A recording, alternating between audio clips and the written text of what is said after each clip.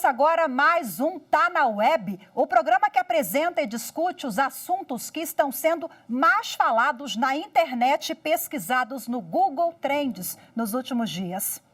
Eu sou Rafaela Vivas e na edição de hoje nós vamos falar sobre o casamento homoafetivo. O assunto foi parar no Google Trends e esteve entre os mais comentados nos últimos dias.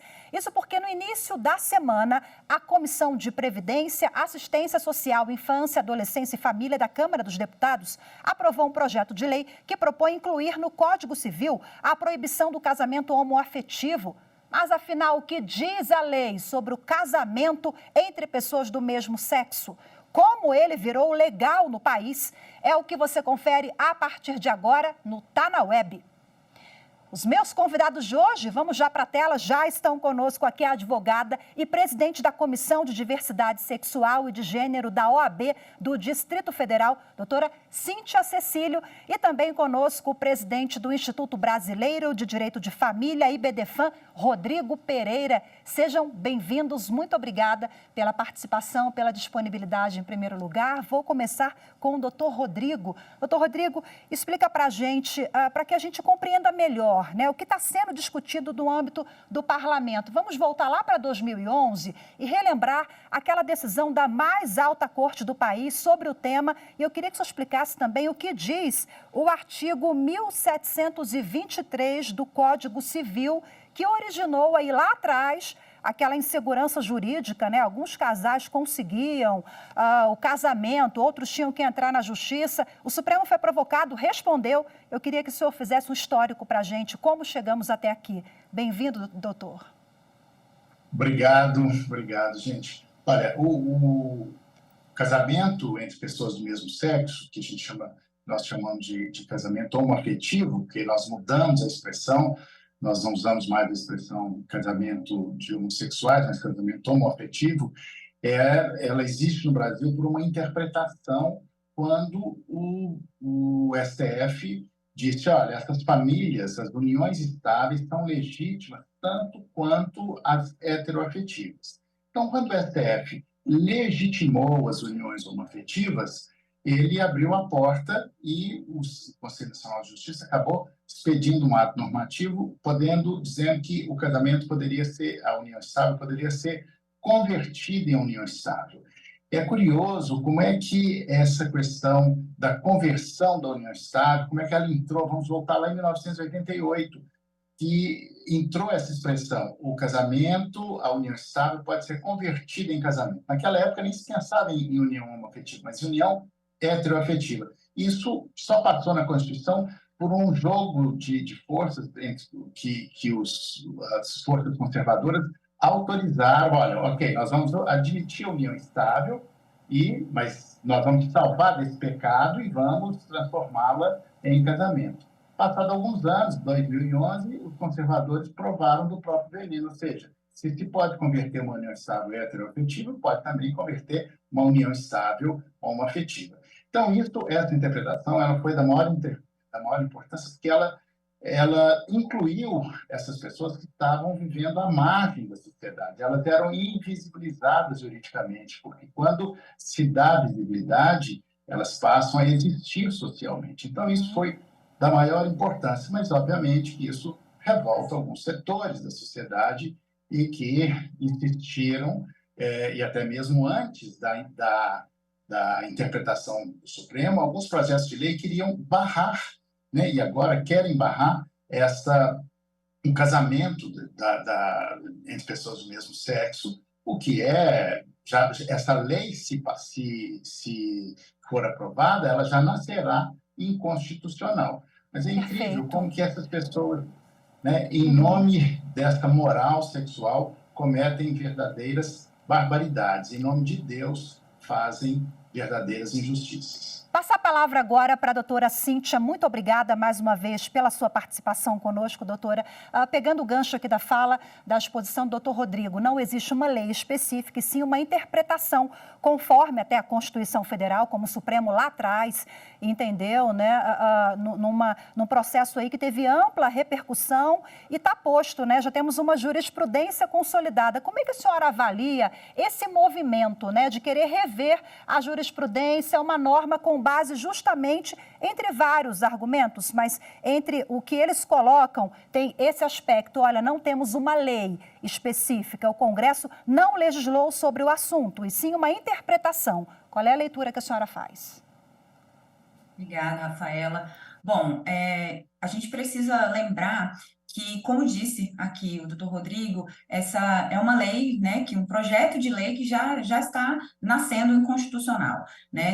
Estamos aqui tratando dias e dias naquela comissão, debatendo e tratando um assunto que, apesar de estar tendo muita repercussão, a gente tem certeza que nas próximas comissões ele não passa, ele tem que passar pela Comissão de Constituição e Justiça, pela Comissão de Direitos Humanos, vai ao plenário do Senado, para aí, então, se aprovado, chegar ao presidente da República para sancionar, que a gente acredita também que não será sancionado. Dessa forma, para que ela de fato seja considerada inconstitucional e o STF faça alguma coisa sobre ela precisa primeiro ser sancionada. Por enquanto, não foi. Mas é importante a gente lembrar que o STF ele já analisou essa questão, né, à luz da Constituição. Então, pelo que diz a Constituição, nós, pessoas homoafetivas, temos direito a realizarmos o casamento. O STF decidiu, o CNJ fez uma resolução e determinou que nenhum cartório poderia se negar a realizar as uniões homoafetivas, né, as comunhões estáveis ou conversão disso a casamento ou os casamentos. Eu me casei no ano passado, e apesar de estarmos revoltados com essa discussão, a gente claramente sabe que isso vem mesmo ali de uma questão religiosa, de fundamentalistas que usam termos para tentar se agarrar a uma questão absurda, como que família só homem e mulher, como está na Constituição, e usando aí a Bíblia e a religião para pautar questões de direito, né? Nosso país é laico e a gente não devia nem estar tratando coisas da Bíblia, levando isso para discussões dentro do Legislativo. E se o STF decidiu, e se o STF teve que tratar sobre isso, foi porque o Legislativo foi omisso, né? A gente não tem lei, por quê? Porque o Legislativo não fez o que ele tinha que fazer, legislar. Então, enquanto ele não fez isso, o STF, graças a Deus, aí, nos últimos 10 anos, vem tendo diversas decisões que tratam aí sobre as questões da população LGBTQIA+. E a culpa não é do STF, a culpa, de fato, é do Legislativo que não está fazendo o seu trabalho. E quando tenta fazer, faz dessa forma com um projeto de lei completamente absurdo. E aí, lembrando que o Supremo Tribunal Federal é sempre provocado, não age de ofício, né? Foi provocado e dá respostas quando alguém entra na mais alta corte do país, questionando ali, perguntando, né? Olha, o que está acontecendo? Não temos uma lei, o Supremo vai lá, precisa responder. Doutor Rodrigo, olha só, claro que em tese, né? Porque esse projeto passou em uma comissão, temos ainda até chegar lá para ser votado no plenário, ainda falta muito chão, a doutora colocou agora que realmente há uma expectativa de que não passe em outras comissões, mas enfim, em tese, as pessoas que já casaram, a doutora Cíntia casou recentemente, por exemplo, elas podem ter o casamento anulado, dependendo dos próximos passos?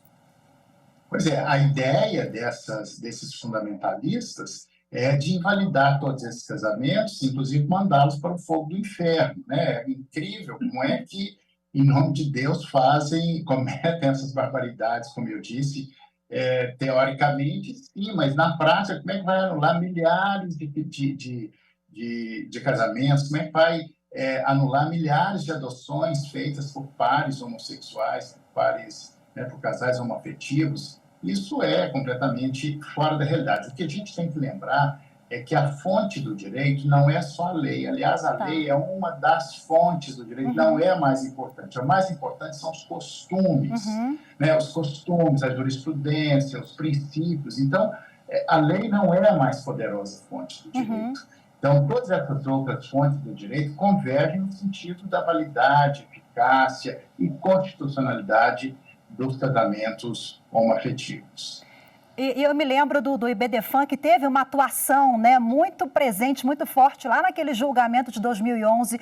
Eu acompanhei não só o IBDFAN, como vários institutos de defesa, né, da população LGBTQIA+. Realmente foi um julgamento muito histórico. Vamos falar agora sobre as conquistas e os avanços. Doutora Cíntia, bom, a senhora ressaltou há pouco, né, e os senhores falaram também sobre a resolução do CNJ, que veio 2 anos depois da decisão do Supremo, em 2013, que autorizou que cartórios de todo o país fizessem os casamentos. Quer dizer, ficou tudo muito mais prático e rápido, né? Essa é só uma decisão, temos tantas outras. Elenque para a gente, por gentileza, quais são as principais na avaliação da senhora.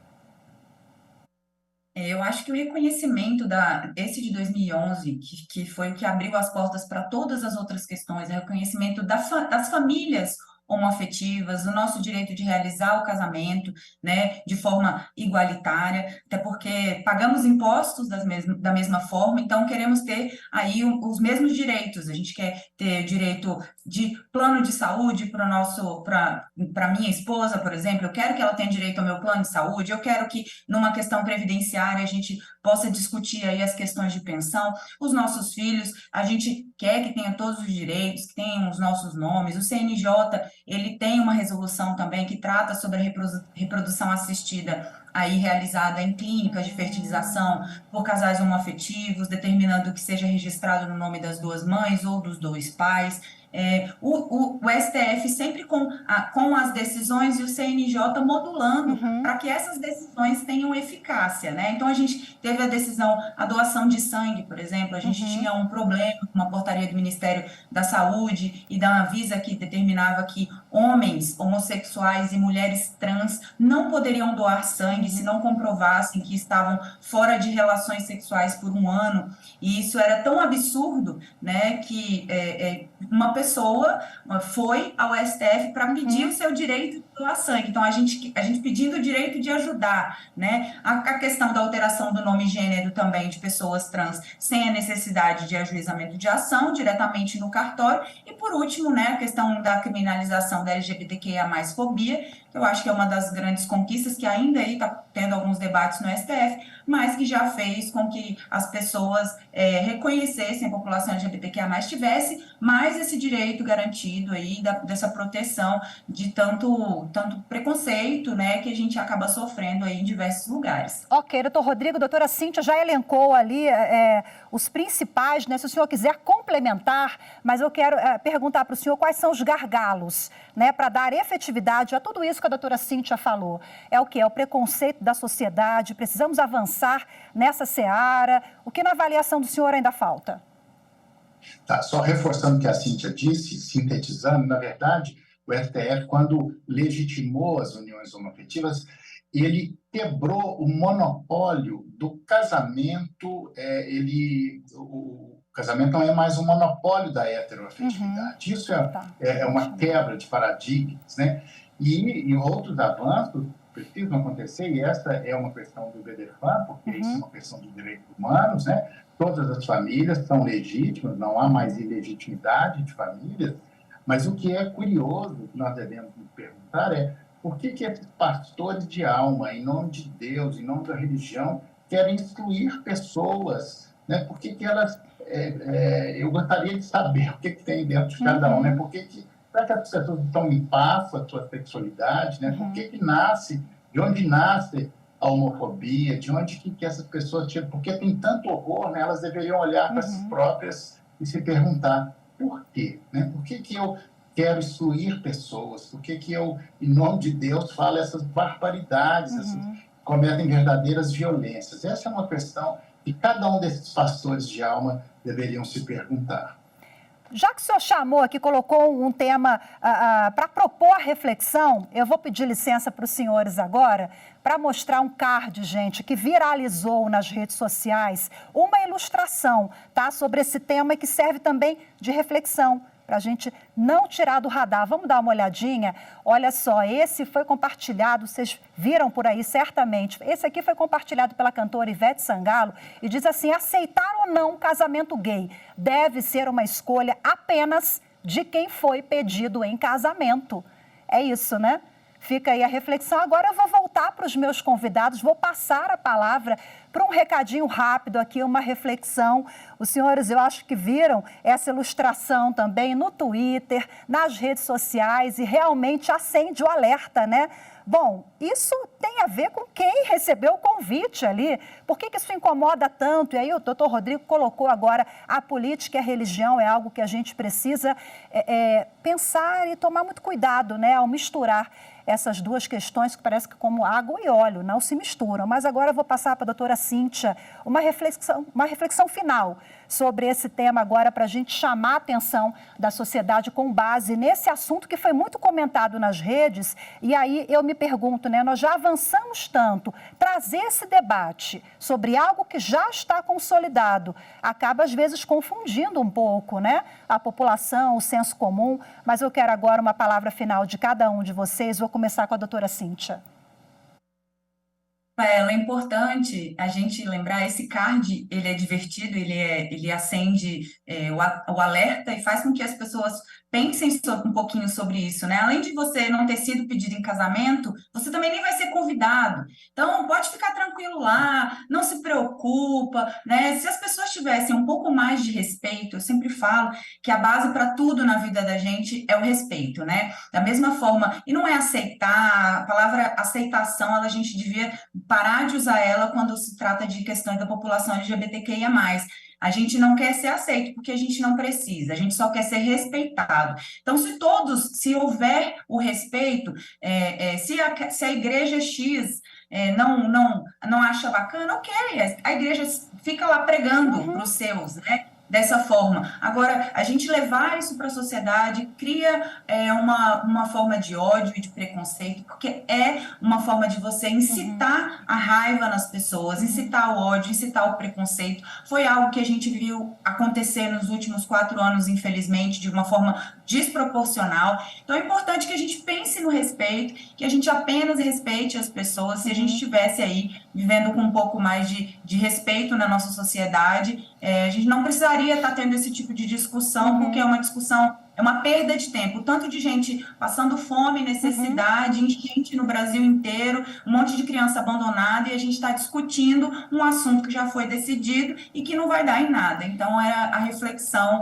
eu acho que é bem por esse caminho. Perfeito. Doutor Rodrigo, por gentileza. Sim, eu também, o humor sempre salva a gente, Freud já dizia isso, né? Eu também postei esse card lá no meu Instagram e tem uma curiosidade muito grande, que uma das pessoas me disse assim: bom, então rasgaram a Bíblia. Eu falei: não, rasgar foi a Constituição, né? É muito curioso isso, mas é inacreditável como que essas pessoas desrespeitam. Isso é a antirreligião, embora se fale em nome de religiões, né? Isso é a antirreligião, a falta de respeito. Por que não? Mas, no fundo, tem aí uma grande dificuldade com a própria sexualidade. É isso que tem que ser visto também. Essas pessoas deveriam ser mais respeitosas com o próximo, né? Perfeito, muito obrigada, doutora Cíntia, doutor Rodrigo. Até a próxima, felicidade para vocês. Um forte abraço, tchau, tchau. Vamos agora voltar para as telas, gente, para a gente ver outros assuntos que foram bastante pesquisados também nos últimos dias, viu? Vamos lá, Carol Weller. Vamos para a tela, meu diretor, porque Carol Weller teve mais de 500 mil pesquisas. Foi a influenciadora de 36 anos que morreu no último dia 12 de outubro em São Paulo. Weller era ativista política, apoiadora de políticos de direita e prima da cantora Cássia Eller. Em setembro, Carol, que era lésbica, havia iniciado um processo de renúncia à própria sexualidade após retornar de um retiro espiritual. Você vê aí na tela imagens da Carol Weller, uma jovem de 36 anos que morreu em São Paulo. Vamos agora mudar de assunto, porque Nossa Senhora Aparecida, o tema também alcançou mais de 500 mil pesquisas no Google Trends.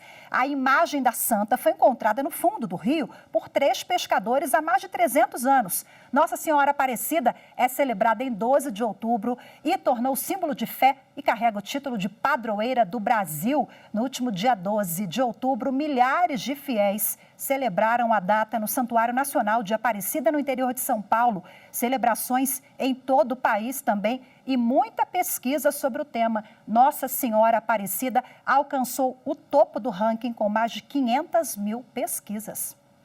Agora vamos fazer uma pausa rápida e voltamos já, não saia daí.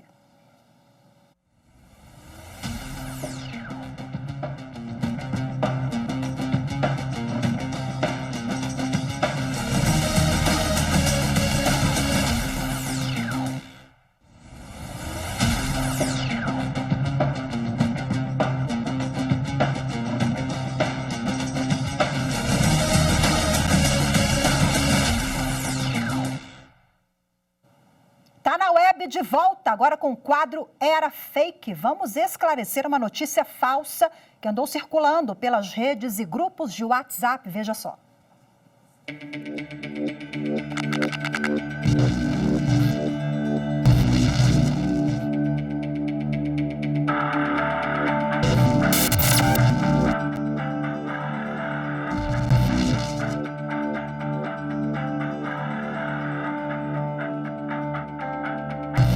O termo em inglês fake news é utilizado para designar as notícias falsamente trazidas na mídia. Recentemente, é trazido nos meios de comunicação que o ministro das Comunicações do governo Lula, Juscelino Filho, busca implementar imposto sobre o posteamento, isto é, sobre a energia que vem dos postes, energia pública. É uma notícia falsa, porque este tipo de tributo, qual seja o imposto, não se submete a este tipo de cobrança. Quando este tipo de serviço público é cobrado mediante taxa, o que não é o caso. Portanto, estamos mais uma vez diante de uma fake news, notícia falsa, portanto.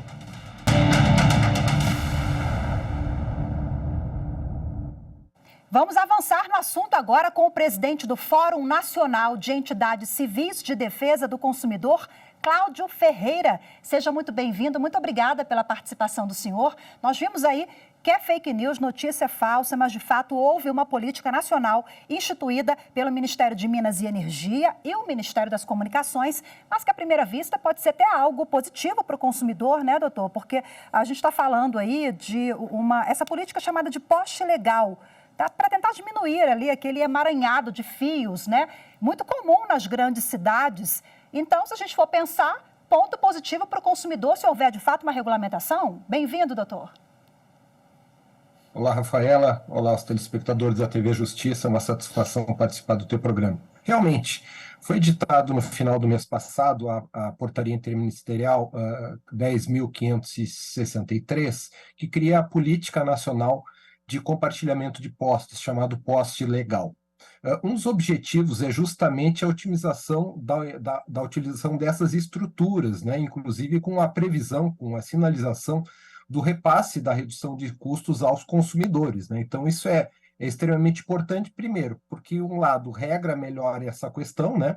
Porque, invariavelmente, ainda mais nos grandes centros urbanos, é reconhecido aqueles emaranhados de fios que não raramente causam, inclusive, acidentes, né? A motociclistas, a pedestres, né? Então, é importante regulamentar essa questão da fiação dos postes. Pegando o gancho agora, provocado algum acidente ali, esse emaranhado de fios, né? Ali passa um motociclista, ou enfim, o pedestre. A quem reclamar, o consumidor vai ali bater na porta de quem? A ANEEL, é o Ministério, é a empresa de energia da sua cidade? A proprietária dos postes de energia são das concessionárias de energia elétrica. Ocorre que as concessionárias de energia elétrica, muitas das vezes, elas alugam aqueles postes para empresas de telecomunicações, né? Então, respondendo objetivamente a tua pergunta, a responsabilidade civil objetiva das concessionárias de energias elétricas, Porém, uma vez constatado que o fio pertence a alguma outra operadora de telecomunicações, ela pode ser incluída no polo passivo de eventual ação judicial, onde o consumidor tem o direito de buscar não só os danos morais a que ele foi submetido, como, dependendo do caso concreto, também danos morais. Agora, um tema sensível. E nas comunidades onde o sujeito pega uma fiação ali, faz um puxadinho e começa a fazer instalação de postes, né, a revelia do Estado. Aí fica mais complicado, né? Aí a gente está tratando de ligação clandestina, né? De qualquer maneira, cabe às concessionárias de energia elétrica coibir esse tipo de prática e também à Polícia Civil, né? Porque isso é um crime, né? Está sendo feita ligações, seja de energia elétrica, seja de outros serviços, de modo absolutamente irregular. E também muito comum em grandes cidades, né? Eu sou do Rio de Janeiro, lá, nossa, é um desafio para as autoridades locais. Agora, a quem cabe a regulamentação desse assunto? Nós vimos aí, né, essa política em parceria do Minas e Energia e Ministério das Comunicações, porque hoje, né, doutor Cláudio, nós temos inúmeras empresas de telefonia, empresas de TV a cabo, essas ligações são feitas no poste de energia elétrica, né? Então, essa legislação conjunta mesmo e uma possível taxa ou imposto deveria ser criado por quem? É o quê? O parlamento? Não cabe ao Ministério, né? O Ministério, inclusive, enviou uma nota aqui dizendo, olha, a gente não legisla sobre isso, a gente não vai mandar criar imposto, né? Então, explica para a gente essa questão jurídica. Primeiramente, aquela questão, né? A responsabilidade civil é das operadoras, né? Então, assim, caso haja algum problema, cabe à operadora, né? A operadora tem o dever também de zelar, porque muitas das vezes nas grandes cidades a gente está assistindo, né, uma proliferação de fios caídos nas vias, né? E isso cabe ao município legislar, né? Porque o próprio Supremo Tribunal Federal já determinou que onde há essas questões locais, cabe a legislação pelo município. Tá. Agora, é o seguinte, a maior demanda, né, por internet e telefonia acabou ocupando muito espaço e aí causa isso que a gente está falando. A política pública do Ministério veio justamente para tentar regulamentar e organizar isso, né? No âmbito do Poder Judiciário, quais são os principais litígios envolvendo empresas de telecomunicações? A gente está falando de serviços, de prestação inadequada de serviço, ou essa questão de poste, iluminação pública também é uma demanda recorrente no Poder Judiciário? O senhor poderia elencar mais ou menos quais são as principais para a gente?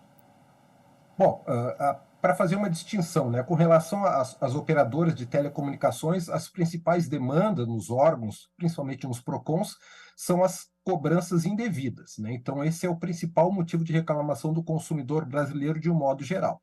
E com relação voltando à questão dos postes, né, o município cabe legislar.